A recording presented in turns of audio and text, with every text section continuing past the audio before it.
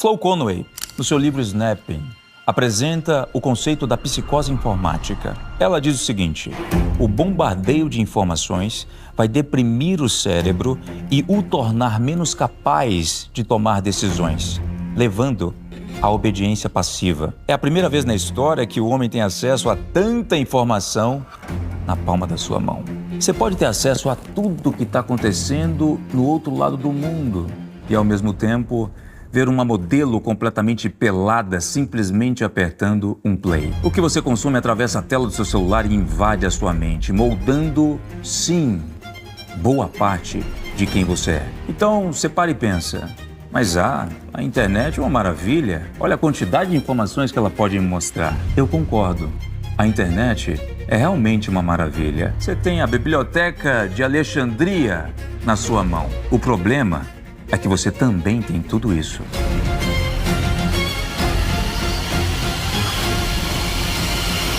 As pessoas acabam consumindo só lixo, pegadinhas, bundas, gatinhos fofos, coaches malucos, coisas que pouco fazem pro nosso intelecto. As pessoas ocupam suas cabeças com essas merdas e acabam não sobrando nem espaço para o que de fato pode mudar as suas vidas. Resultado?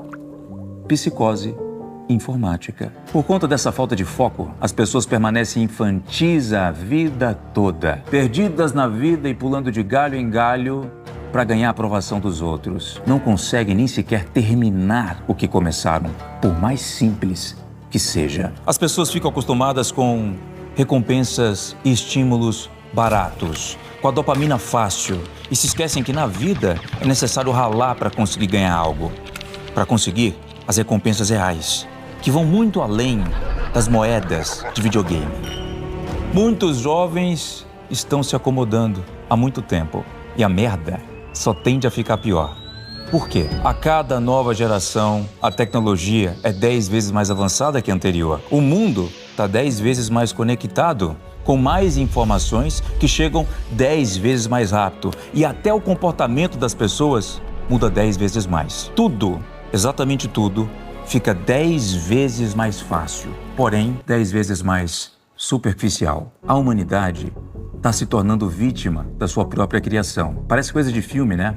A dependência das redes sociais está reduzindo a qualidade das relações que poderiam ser muito mais produtivas. Hoje, o algoritmo de cada rede social cria para cada usuário um mundo particular, no qual todas as informações satisfazem o seu próprio ego. Dificilmente você vai encontrar informação que te desafia, que te coloca contra a parede, porque o algoritmo só entrega aquilo que você quer o tempo todo. Ele te mima do mesmo jeito que uma pequena princesinha é mimada. Olha que legal. Não é à toa que famosos como Quentin Tarantino, Brad Pitt, Cillian Murphy e Keanu Reeves não têm um perfil nas redes sociais. É só por conta dessa dispersão de foco no mundo atual que as pessoas continuam infantis, mimadinhas e incapazes de julgar racionalmente o mundo. Viram massa de manobra, escravas dos que controlam a informação. Você só é verdadeiramente livre quando pode optar não fazer o que não quer fazer. Ou você vive em uma prisão de experiências, consumindo conteúdo e não vivenciando nada. Mas eu também não estou aqui só para te apontar o dedo e não te dar nenhuma solução. Nos últimos meses eu venho criando uma nova rotina, o de juntar todas as experiências e vivências que me fizeram me tornar quem eu sou hoje e transformá-las em cartas. A partir de hoje, eu vou começar a distribuir publicamente essas cartas somente para aqueles que desejam fugir dessa overdose de conteúdos inúteis e dar o primeiro passo para aproveitar a sua única chance de ser livre e viver uma vida que realmente vale a pena ser vivida. Você vai poder aprender como se você estivesse bem aqui, na minha frente. Quer receber os meus ensinamentos semanalmente? Basta clicar no link que está logo aqui abaixo na descrição. No século XVII, um cara chamado Thomas Hobbes trouxe a ideia de que os nossos comportamentos são resultado de uma cadeia de movimentos internos e involuntários dentro do nosso corpo. Pensa só, a sua circulação sanguínea, sua respiração, as suas sinapses neurais, todos esses estímulos são involuntários.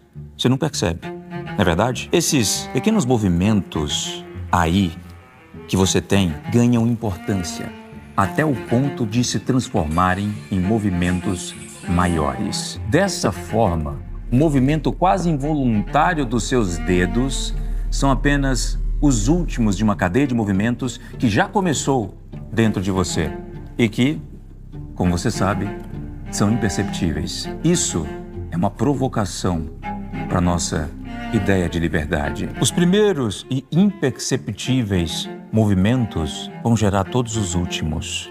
E se os primeiros são involuntários, por que você pode dizer que os últimos movimentos são voluntários? Essa talvez seja uma tentativa de dizer que o que acontece em nossas vidas, até mesmo as decisões que tomamos, é quase que predestinado por uma série de coisas aleatórias, fora do nosso controle, inclusive o nosso DNA. Será que tudo que eu, Thiago Finch, por exemplo, conquistei até hoje foi fruto de um bilhete premiado?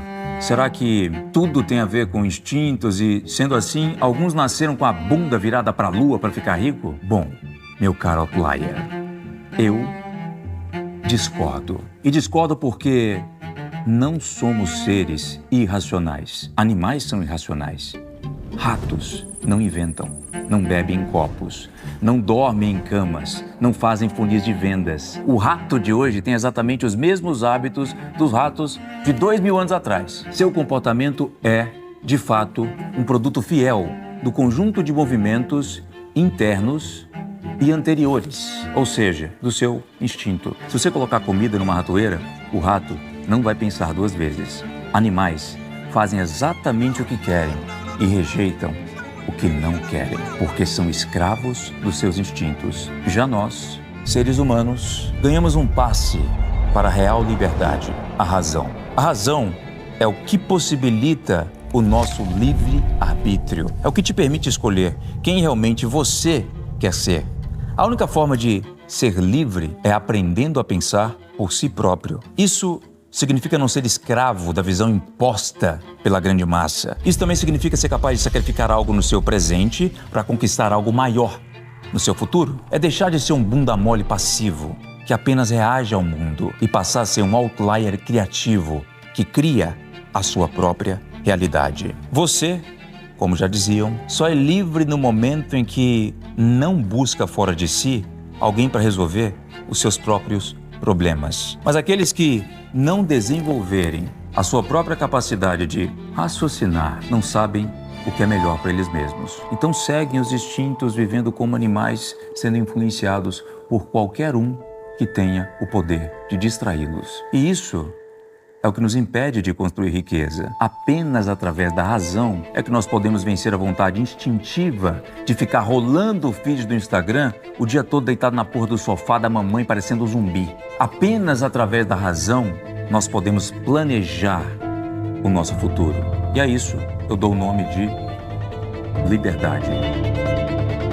Se hoje eu posso fazer o que eu quero, é porque eu fui capaz de dizer não para muitas outras coisas. Eu não me entreguei a gratificações instantâneas, porque mesmo sem ter todo o dinheiro que eu tenho hoje, eu já tinha a mentalidade de ser livre para fazer as minhas próprias escolhas. Por isso, desde novinho, eu aprendi a questionar o mundo à minha volta. Eu aprendi que as cartas que a vida me deu não jogavam a meu favor. Eu percebi que o caminho normal da escola, faculdade, emprego, não me levaria onde eu queria realmente estar no futuro. E por fim, eu acabei aprendendo a criar um plano para mudar a minha rota. Parece algo que sai da boca de todo coach, mas a liberdade começa na sua mente.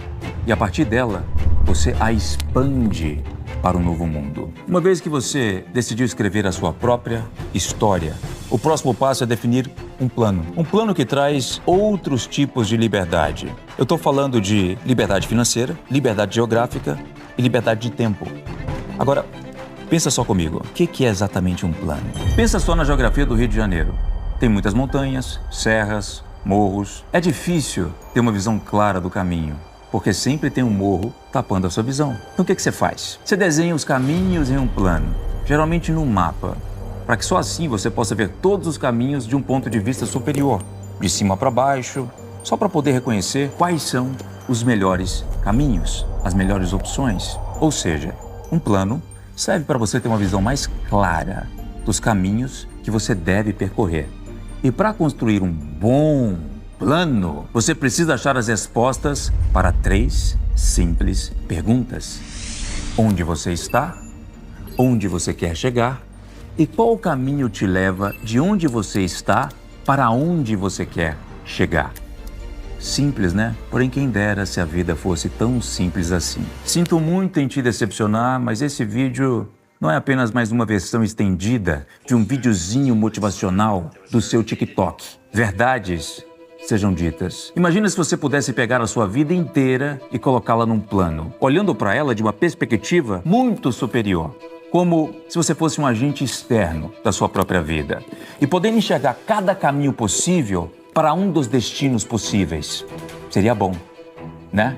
Mas o fato é que você está no labirinto e não pode enxergar a sua vida de cima, mas apenas por dentro. É por isso que existe um termo chamado adaptação. Você vai explorar o labirinto e dar de cara com a parede. Aí, você volta e toma outro caminho e vai descartando os caminhos sem saída. Esse é o plano. E é explorando desse jeito que você acaba encontrando os melhores caminhos, ou até reconhecendo realidades que você nem sabia que existia e, portanto, nunca as teria colocado nos seus planos em primeiro lugar. Planos devem ser adaptados. Eles já devem ser desenhados com o objetivo de serem altamente modificados. Eu conheço gente que gosta de planejar demais e no primeiro tranco que eles recebem, pedem para sair. Você deve sempre reajustar os seus planos à medida que você vai aprendendo novas coisas. Essa é a ideia. Essa capacidade de adaptação é tão importante quanto a genialidade de organização. Dessa forma, você vai sempre encontrar um possível caminho que faça valer a pena mudar o plano. Você aprende a aumentar as suas opções. E num mundo em constante mudança, aumentar as suas opções talvez seja a estratégia mais importante para a construção da sua riqueza. O mundo não só mudou, mas a forma como ele muda também já não é mais a mesma. É uma mudança muito mais rápida, muito mais dinâmica e extremamente fragmentada. É difícil prever para onde o mundo vai estar caminhando, até porque ele caminha para vários lugares ao mesmo tempo. A sua velocidade de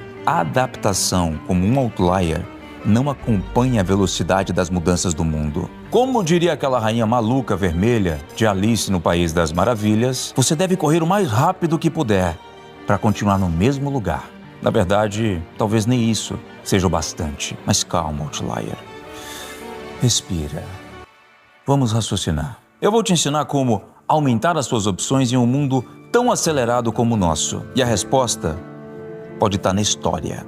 Havia um filósofo chamado Tales de Mileto. Ele é o primeiro de que se tem registro a fazer uma operação que no mundo dos investimentos chamamos de, adivinha? Opções. Ele não tinha muito dinheiro. Por isso, ele já estava cansado de ouvir os seus haters, os seus amigos, falando em um tom de ofensa. Quem sabe fazer faz. Os demais filosofam. Então, ele resolveu fazer o seguinte: com pouco dinheiro que ele tinha, ele comprou o direito temporário de todas as prensas de azeite aos arredores de Mileto.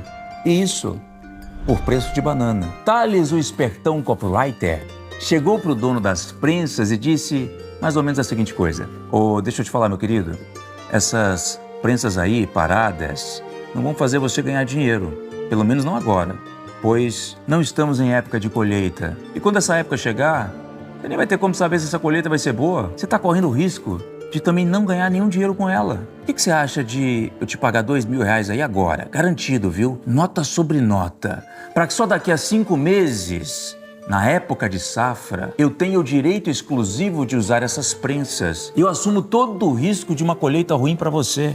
O que você acha? O dono das prensas, obviamente, aceitou a proposta. Chegada a safra, a colheita de azeitonas foi extremamente generosa.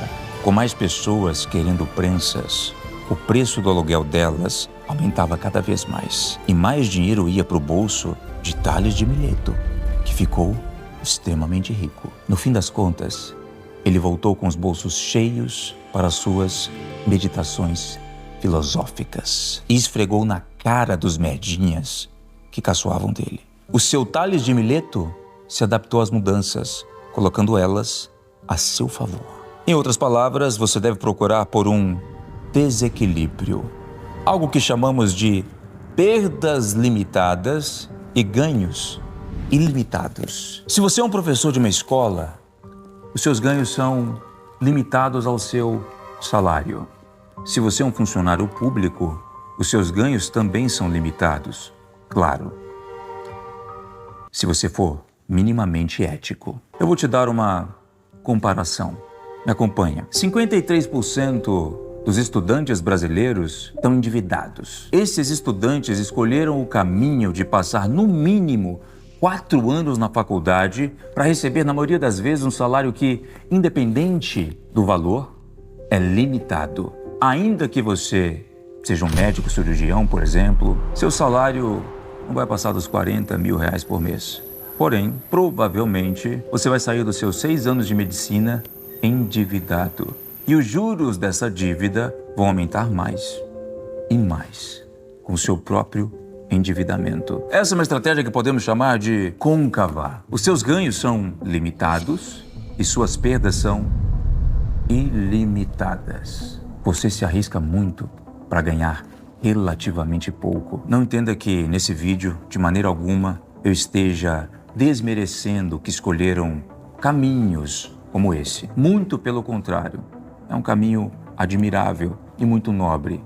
E nós precisamos de pessoas que, sim, escolham esse caminho. Mas nós estamos aqui falando de liberdade financeira, liberdade de tempo e liberdade geográfica. E esse caminho, assim como muitos outros caminhos tradicionais, não vão te dar isso. Já o caminho que eu escolhi é convexo. R$40 mil, que é mais ou menos o teto do que recebe um médico, não deve dar nem 5% do que eu ganho mensalmente. Eu ainda nem cheguei no teto, porque esse teto não existe. Eu escolhi essa estratégia convexa, com riscos limitados e ganhos ilimitados. Para isso, você já sabe, o marketing digital tem se mostrado o caminho mais convexo para alcançarmos os tipos de liberdade que eu tanto falei aqui. Hoje, eu, por exemplo, posso gastar o meu tempo com coisas que eu realmente quero, não com as que eu não quero. Tecnologia, inovação, cinema, coisas muito mais grandiosas do que simplesmente subir um anúncio na internet.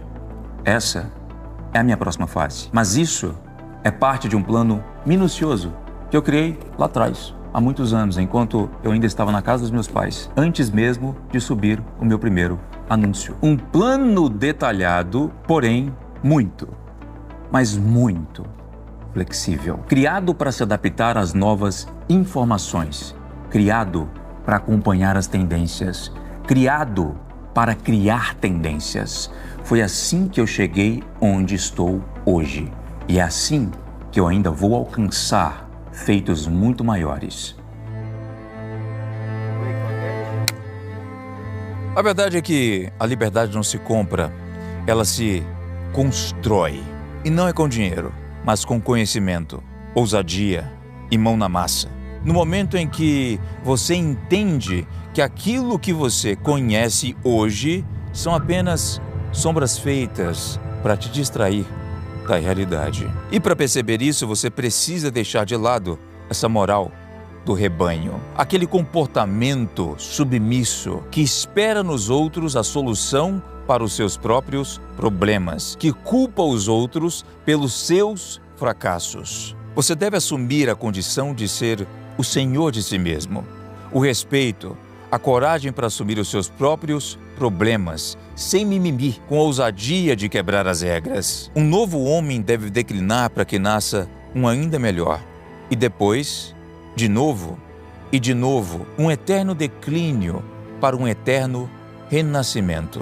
Essa é a liberdade que eu busco, dizendo não às limitações e sim aos desafios, impondo-me para quebrar regras, dominando um território livre de imposições externas para que assim eu explore e crie. E dessa nova criação possa nascer uma nova ordem, a minha ordem.